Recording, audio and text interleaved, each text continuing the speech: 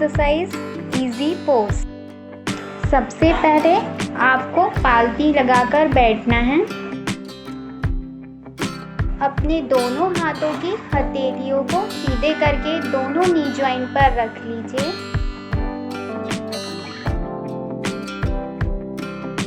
अपनी आंखों को बंद कीजिए। गहरी सांस लीजिए। धीरे धीरे छोड़िए। इसी तरह आपको 5 से 10 बार धीरे धीरे सांस लेना है, धीरे धीरे छोड़ना है। यह एक्सरसाइज आपके तनाव को दूर करने में आपकी मदद करती है। Second exercise seated torso circle. सबसे पहले आप पालती लगाकर बैठ जाइए। अपने दोनों हाथों को अपने घुटनों पर पलटा कर रखिए। अपने राइट हैंड को चेस्ट वॉल से चिपका लीजिए। ऊपर की तरफ देखिए। अपनी चेस्ट से मिड लाइन के चारों तरफ सर्कल बनाते हुए आपको राइट साइड से लेफ्ट साइड की ओर जाना है। अब सेम एक्सरसाइज आपको अपोजिट साइड से भी रिपीट करना है। आपको 5 to 10 टाइम्स यह एक्सरसाइज एक डायरेक्शन में करना है और सेम एक्सरसाइज दूसरे डायरेक्शन से भी रिपीट करना है। यह एक्सरसाइज आपके बैक और बटक की मोबिलिटी को बढ़ाता है और आपके तनाव को दूर करता है।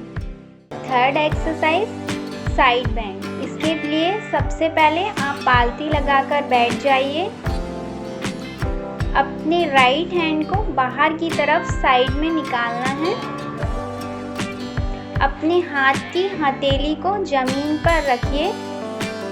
अपने दूसरे हाथ को आकाश की तरफ लेके जाइए और राइट साइड में ही आपको थोड़ा सा झुकना है।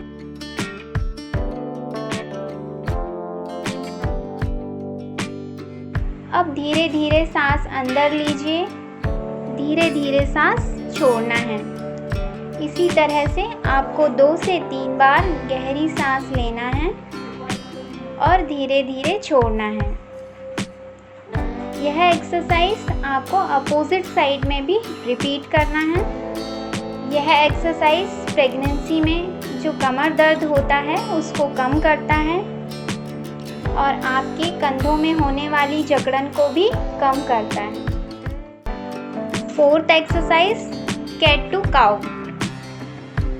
सबसे पहले आप अपने हाथों और घुटनों के बल हो जाइए। इस तरह से आपके दोनों हाथ कलाई से ऊपर स्ट्रेट होने चाहिए। आपके शोल्डर जॉइंट भी स्ट्रेट होने चाहिए। आपकी थाइस, हिप जॉइंट और नी जॉइंट के बीच में स्ट्रेट होनी चाहिए। अब आपको सांस लेते हुए अपने पेट को नीचे की तरफ झुकाना है। अपने हिप्स को बाहर की तरफ लेके जाना है। सिर को ऊपर उठाइए।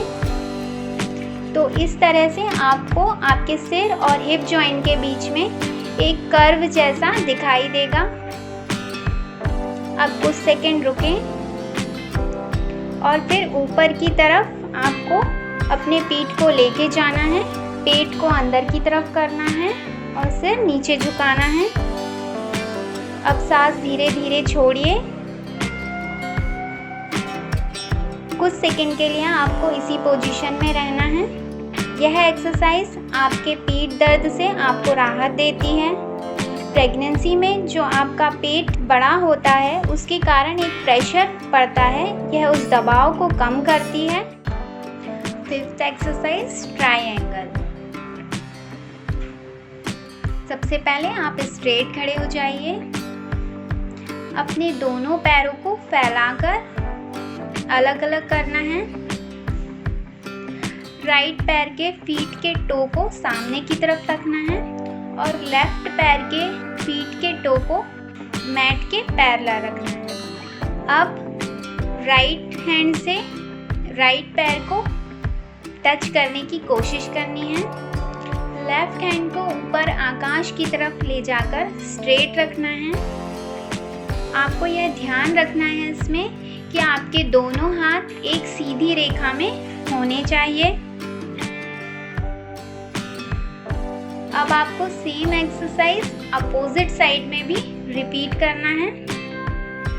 यह एक्सरसाइज आपके थाइस, नी जॉइंट और एंकल जॉइंट को मजबूत बनाता है और आपके कमर दर्द को दूर करने में बहुत मदद करता है।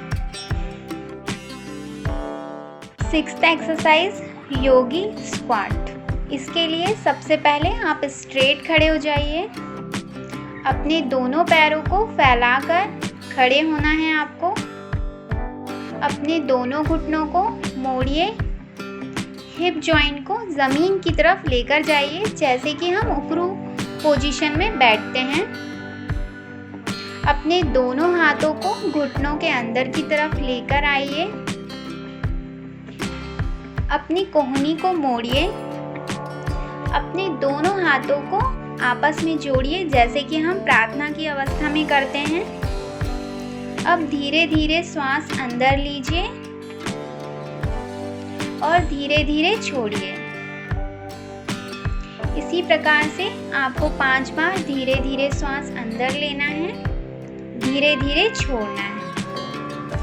यह एक्सरसाइज आपकी मांसपेशियों को ढीला करती है, आपके पेल्विस को चौड़ा करती है, जिससे कि 9 मंथ में बेबी का हेड नॉर्मल डिलीवरी के लिए पेल्विस में आसानी से एंटर हो जाता है। 7th exercise churning wheel pose. सबसे पहले आप पालती मारकर बैठ जाइए। अपने दोनों पैरों को सीधा रखिए। अपने दोनों पैरों को साइड में फैलाइए। अपने बैक को स्ट्रेट कीजिए। अपने दोनों हाथों को सामने की तरफ सीधा करिए। अपनी उंगलियों को इंटरलॉक कीजिए। अब आगे की तरफ आपको हल्का सा झुकना है, पर आपको ध्यान देना है कि जब आप आगे की तरफ झुकते हैं तो आपको सांस बाहर छोड़ना है। अब अपने हाथों को क्लॉकवाइज घुमाते हुए सर्कल बनाना है। गहरी सांस लीजिए और धीरे धीरे छोड़िए। इस एक्सरसाइज को आपको 5 to 10 टाइम्स रिपीट करना है। सेम एक्सरसाइज को आपको एंटी क्लॉकवाइज भी रिपीट करना है।